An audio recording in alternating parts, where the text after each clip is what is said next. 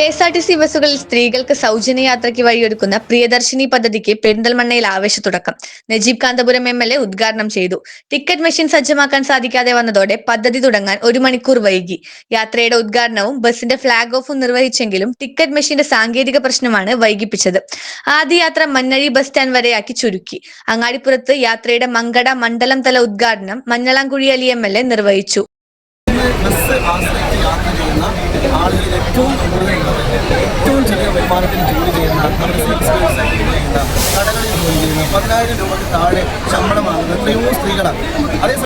ഗുരുവായൂർ ദേവസ്വത്തിന്റെ വെങ്ങാട് ഗോകുലത്തിൽ ദേവസ്വം മന്ത്രി കെ മുരളീധരന്റെ മിന്നൽ സന്ദർശനം. അരമണിക്കൂറോളം ഗോകുലത്തിൽ ചെലവഴിച്ച മന്ത്രി സ്ഥിതിഗതികൾ വിലയിരുത്തി.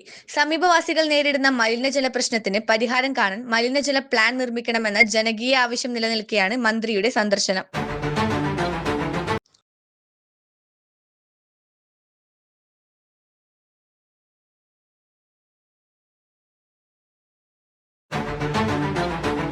മഞ്ചേരിയിൽ നടന്ന 7ാമത് ജില്ലാ യോഗാസന ചാമ്പ്യൻഷിപ്പിൽ പുലാമന്തോൾ ISK ഓവറോൾ ചാമ്പ്യന്മാരായി.